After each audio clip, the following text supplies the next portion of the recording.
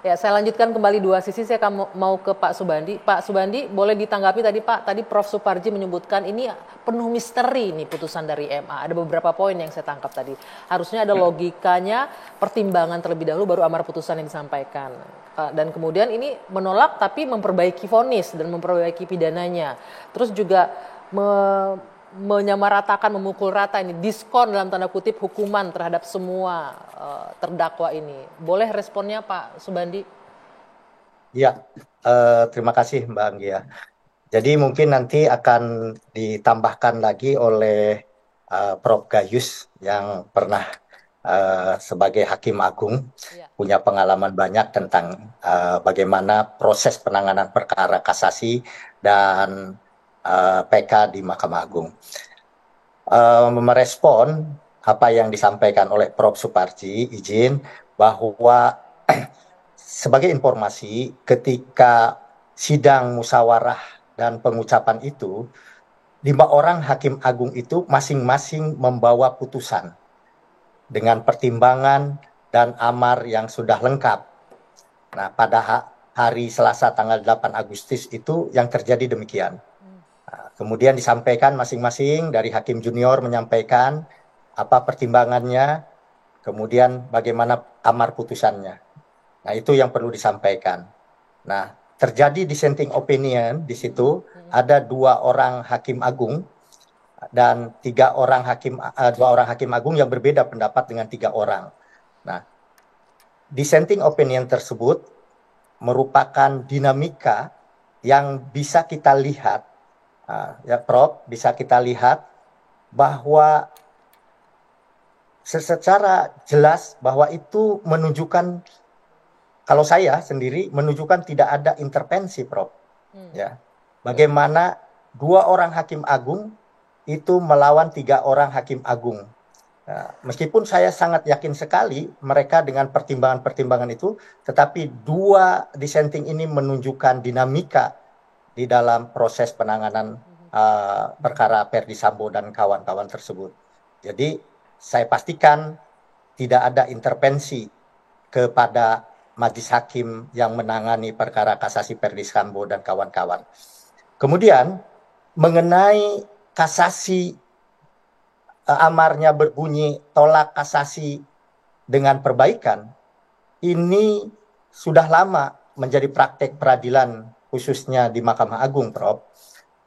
Jadi banyak sekali putusan-putusan dan bisa saya sebutkan kalau diperlukan bahwa amar putusan tolak kasasi dengan perbaikan itu sudah sering terjadi. Ada yang putusan pidananya ditinggikan, dinaikkan, ada juga yang pidana yang jatuhkan diturunkan. Mengenai tolak kasasi dengan perbaikan.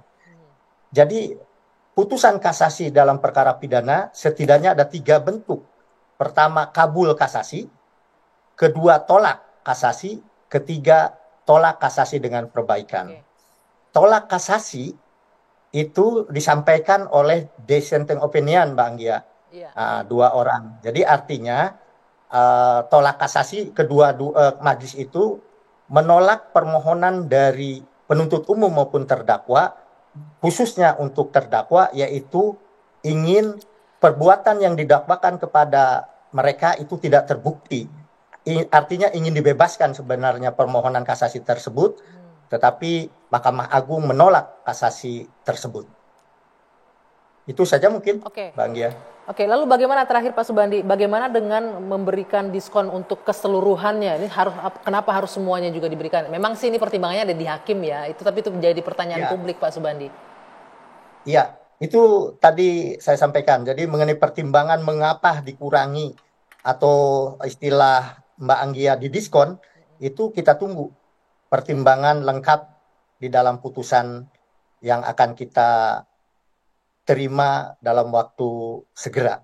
Oke, baik Pak Subandi, terima kasih. Saya ke Prof. Gayus, sebagai mantan Hakim Agung, bisa menjelaskan mungkin Prof. Ini kan publik benar-benar memusatkan perhatian nih kepada putusan MA yang dianggap menggemparkan, mengecewakan, tadi bagi keluarga juga sangat kejam ini katanya putusannya. menjawab juga mungkin tadi pernyataan dari Prof. Suparji bahwa ini biasanya kan pertimbangan dulu kemudian baru amar, tapi ini kok logika hukumnya agak kurang sesuai alur di jalannya. Dan bagaimana ada yang ditolak tapi kemudian ada perbaikan vonis di situ. Gimana Prof? Kira-kira saya mencoba untuk menanggapi polemik yang tadi disampaikan, kemudian berdasarkan pengalaman saya di Mahkamah Agung dan apa yang saya ketahui mengenai proses kasasi ini. Kasasi ini kan terdiri dari dua hal utama. Yang pertama, apakah ada penerapan hukum yang salah di pengadilan sebelumnya, yaitu di PN dan PT, disebut sebagai yudek faksi itu, yudek fakta atau peradilan fakta. Nah, di Mahkamah Agung ini kan peradilan yuris, penerapan hukum. Di samping itu ada satu hal lain yang perlu diamati, apakah ada wewenang lain dari hakim yang melakukan itu yang melebihi kewenangan dimilikinya. Jadi dua konsep itu. Maka kalau saya harus memberikan pandangan-pandangan mengenai polemik yang ada tadi, ya tentunya polemik itu wajar ada di masyarakat. Polemik atau dipolemikan itu biasa.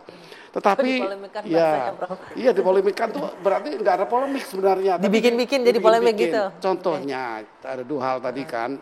Kenapa kok didahulukan belum pertimbangan sudah putusan. Ya. Itu kan ekstravonis namanya, mendahulukan kepentingan masyarakat untuk mengukur besaran dari vonisnya, apakah dikurangi apa ditambah. Ini kira-kira seperti itu. Sehingga tidak runtut dilalui dengan pertimbangan hukum. Itu nanti pada putusan yang akan diterbitkan. Jadi ini hal yang wajar saja dalam ya, proses itu secara umum saja mempertanyakan kenapa kok sudah kenyang belum makan, kan seperti itu rasanya. Ya tidak begitu, memang makan dulu dan setelah makan menjadi kenyang itu ada di putusan nanti. Tapi ini didahulukan menyatakan saya sudah kenyang. Apa dulu saya sudah makan maka itu saya kenyang. Ya tidak juga. Ini dikeluarkan dulu kenyangnya. Dikeluarkan dulu apa publik mengenai putusan yang akan disebut sebagai ekstravonis. Nah, mengenai tolak perbaikan. Tolak perbaikan itu hal yang biasa di wilayah asasi memang. Kalau dalam hal ini saya tidak tahu apa yang akan dijelaskan di putusan nanti di pertimbangan majelis. Tapi kira-kira begini, ini kan didakwa dengan 340, ya. Di 340 KUHP itu memang ada tiga hal sebagai vonisnya. Yang satu hukuman mati, yang kedua adalah seumur hidup. Dan ketiga adalah 20 tahun. Ada tiga ini. Jadi kalau ditolak dengan perbaikan ya ditolaknya itu adalah permohonan untuk yang lain. Mungkin minta dibebaskan atau minta yang lain. Mungkin nanti kita temukan nanti di putusan. Tetapi yang jelas majelis menentukan perbaikan. Nah ini terbukti. Kalau betul nanti 20 tahun karena amar itu kan juga belum kita pegang, belum kita tahu. Ya ini bagian dari itu. Jadi ini bagi saya penerapan hukumnya pun tidak menjadi persoalan bagi hakim. Ini dugaan saya. Tetap pasal 3. Kita sebagai orang awam nih Prof, orang awam terhadap hukum terutama dalam proses kasasi ini adanya kata perbaikan, apakah ini artinya di majelis hakim di MA melihat ada mungkin ketidaksesuaian di tingkat pengadilan negeri atau tinggi atau mungkin apa namanya ya, bukan kesalahan ya, tidak sejauh itu. Perbaikannya adalah pada strafmat atau hukuman. Kan ada tiga tadi. Kalau menyeluruh tentu nanti kita temukan ya. Tapi bagi saya ini adalah hanya perbaikan terhadap isi pasal itu. Tapi ada eksaminasi dari para pakar di Jogja 8 orang itu justru penerapan hukumnya yang tidak tepat.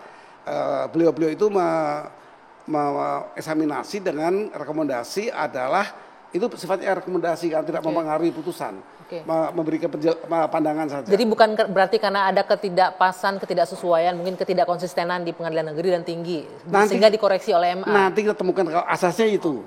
Kita temukan nanti apakah betul menolak pasal atau menolak isi pasal. Isinya mungkin dari 3 tadi tidak menolak pasalnya, kan tetap seperti itu. 338 juga sama. Mungkin juga untuk di sana 15 tahun itu tidak salah.